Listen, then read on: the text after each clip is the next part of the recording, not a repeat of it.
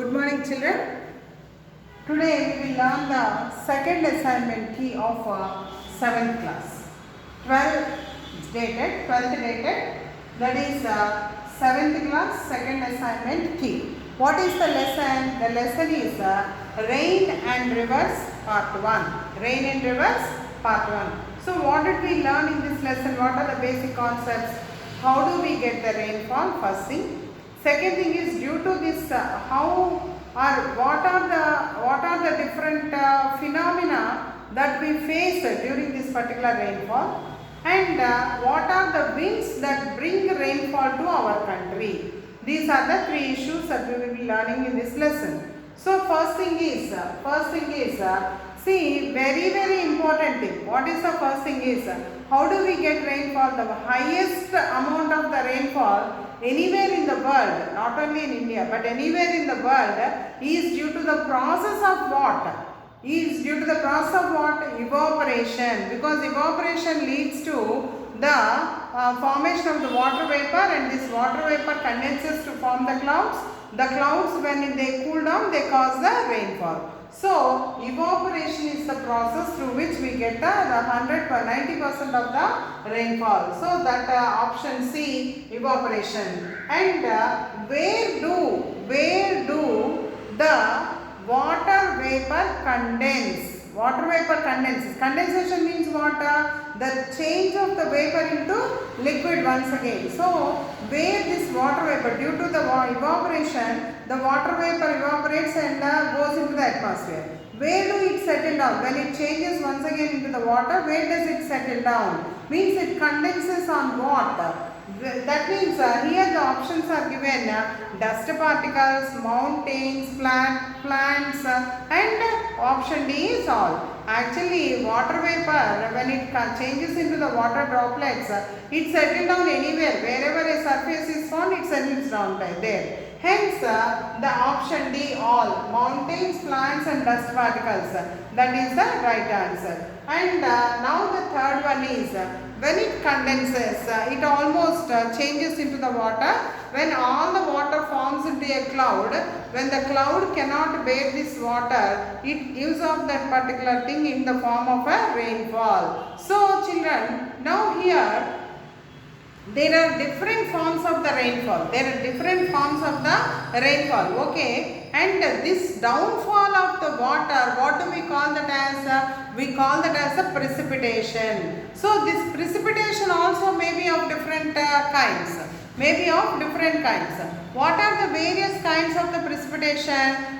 Dew, fog, rainfall, next one is hailstones. All these are the different forms of the precipitation. So here they have asked the question, what are the different forms of the precipitation? Identify which is the form of the precipitation. Here they have given dew, fog, rainfall. All are the forms of the precipitation. Hence the answer is D, all. D, all is the right answer. Then comes the next one. From where do the evaporation takes place? Throughout that one. That means 90% of the evaporation is from. 90% of the evaporation is from. They have given the options as oceans, tanks, lakes, ponds. But you know very well that the huge volume of the water is present in oceans and seas only. Hence 90% of the evaporation takes place from the ocean. So option A, oceans, is the right one. And now fifth question is, identify the wrong statement. They have given the part that is the evaporation. The water evaporates and forms the clouds, condenses and forms the clouds. These clouds, when they cannot bear the weight of the water particles, they will give off that in the form of the rainfall or precipitation. And once again the water changes into the vapor and reaches onto the atmosphere. And this is called as the cycle of the gases. Option D is cycle of gases. Actually, what do we call this as? We do call this as a hydrologic cycle, or we call that as a water cycle. But what is the option they have given? They have given as a cycle of the gases, which is the wrong answer. So, which is the wrong statement here? The wrong statement is option D, cycle of gases. And how do we measure this rainfall? Very important one. How do we measure the rainfall? Do we take a glass or do we take a tumbler or do we take one particular bucket? How do we measure this rainfall? Rainfall is always measured with an instrument that is called as a rain gauge. That is option A. Actually in the question they have asked that is barometer, screw gauge, like that they have given the options. But the right option is rain gauge, option A. Even you can prepare the rain gauge. You have learned that now as a part of the lesson. Now coming on to the seventh question. Seventh question, write about the southwest monsoons. Because you know that the rainfall in India that occurs due to the southwest monsoons. So you tell me that southwest monsoons. Write about that southwest monsoons. That is the question. So the southwest monsoons, they enter into Andhra Pradesh after they cross the Western Ghats. When they cross the Western Ghats, these Western Ghats are higher areas now. So when the winds touch them, automatically they start rising up. They will be going up. When they rises up, they cools down and they will give up the rainfall. That means what happens? Whenever there is a mountain in the way of the winds rises up and gives off the rainfall.